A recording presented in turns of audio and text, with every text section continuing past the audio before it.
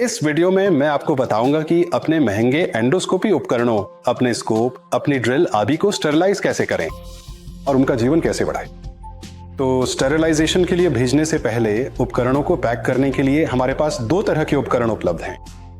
एक तो इस तरह का बॉक्स है जिसमें सभी उपकरण आमतौर पर एक लाइन में रखे जाते हैं और ये पूरी ट्रे फिर ऑटोक्लेव के लिए भेजी जाती है। और दूसरा ये पील बैग है। तो मैं आपको दोनों के बीच का अंतर बताऊंगा और ये भी कि मैं कहां और क्यों ट्रे का उपयोग करता हूं और कहां पील बैग का। तो ट्रे में रखे ये सभी चिकित्सा उपकरण वे सभी एक व्यवस्थित लाइन में रखे जाते हैं, जिससे इसे ऑटोक्लेविंग प्रक्रिया के लिए एक पूरे सेट की तरह भेजना अत्यधिक सुविधाजनक और आसान हो जाता है।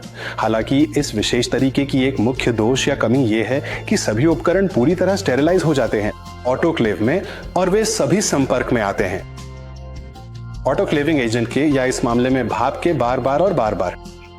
लेकिन हम जो पाते हैं वो ये है कि आमतौर पर 3 या 4 या 5 उपकरण होते हैं जिनका हम सर्जरी के दौरान आमतौर पर उपयोग करते हैं, लेकिन पूरा सेट ऑटोक्लेव हो जाता है और वो संपर्क में आता है स्टेरिलाइजेशन की गर्मी के, जिससे धातु में फैलाव और संकुचन होता है और समय के साथ ये धातु को कमजोर कर देता है और इससे आपके उपकरणों का जीवन काल कम हो सकता है। और भी मेडिकल जानकारियों के लिए लाइक, शेयर और सब्सक्राइब करें। अगर आपके कोई सवाल हैं या आप किसी खास विषय पर वीडियो चाहते हैं तो नीचे कमेंट करें, हमें आपके लिए वीडियो बनाकर खुशी होगी। मैं हूं doctor Varun Agarwal, advanced robotics और एंडोस्कोपिक स्पाइन सर्जरी विशेषज्ञ। तो पूरी चीज को स्टेरिलाइज करने और उसे बार बार खोलने से बचने के लिए तो जो बात मुझे समझ आई वो ये थी कि सर्जरी के दौरान मैं केवल 4 या 5 उपकरणों का उपयोग कर रहा था, लेकिन पूरा सेट ऑटोक्लेव वाला था और सेट के सारे उपकरण फिर से एक दूसरे के संपर्क में वापस आ जाते हैं भाप की गर्मी के, और इससे इन उपकरणों में टूट फूट हो गई थी। तो अब हमने पील पैक नामक चीज का उपयोग करना शुरू कर दिया। तो ये एक पील पैक है और यदि आप पास आए तो आप देख सकते हैं कि इस पील पैक का उपयोग न केवल ईटी और प्लाज्मा के लिए किया जा सकता है, बल्कि इसका उपयोग ऑटोक्लेविंग के लिए भी किया जा सकता है। तो इस तरह हम उपकरण को पील पैक करते हैं। तो आप देख सकते हैं कि उपकरण पील पैक में है और यदि आप यहाँ साइड में ध्यान दें तो इस पर स्टीम लिखा है और EOI या ETO एथिलीन ऑक्साइड स्टेरिलाइजेशन के लिए एक मार्कर है।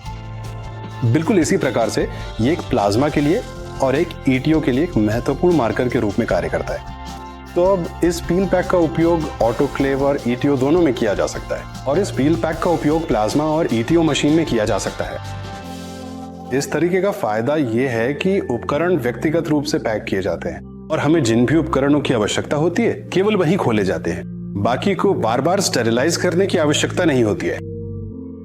एक उपकरण का जीवन काल जिसे ETO में पील पैक किया गया है, और यदि हम इस पील पैक को नहीं छेड़ते हैं तो ये 1.5 से 2 साल तक स्टेरिल रहेगा। प्लाज्मा के लिए भी यही है।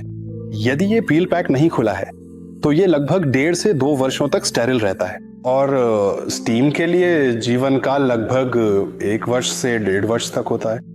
तो इस तरह हम उन उपकरणों को बार बार स्टेरिलाइज करने से बच सकते हैं जिनका हम उपयोग नहीं कर रहे हैं।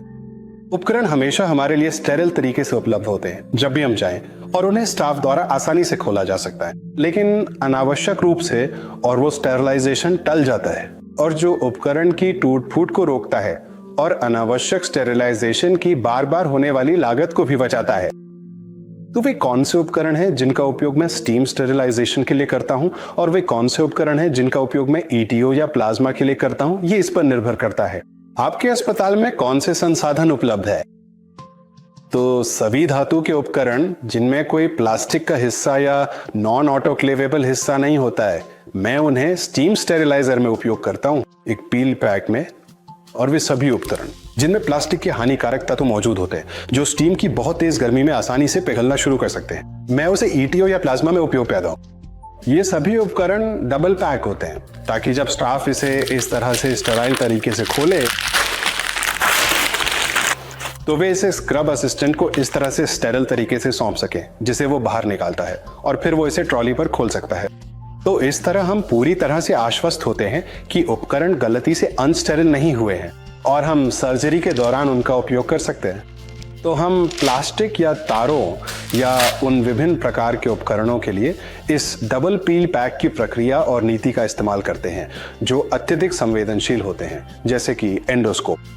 हम उन्हें ईपीओ या प्लाज्मा के लिए देते हैं, और उन विशेष चिकित्सा उपकरणों के लिए जो पूरी तरह से ऑटोक्लेव फ्रेंडली हैं, जो उच्च गुणवत्ता वाले शुद्ध स्टेनलेस स्टील के बने हैं और जिनके हिस्से आसानी से खराब नहीं होते और ऑटोक्लेव की प्रक्रिया पर भी बिल्कुल खराब नहीं होते हैं। हम उन्हें फिर से पील पैक करते हैं और ऑटोक्लेव में डाल देते हैं, ताकि यदि हम सर्जरी के दौरान उपकरण का उपयोग नहीं कर रहे हैं तो ये खुलता नहीं है और हम बार बार अनावश्यक रूप से उन्हें ऑटोक्लेव नहीं करते हैं।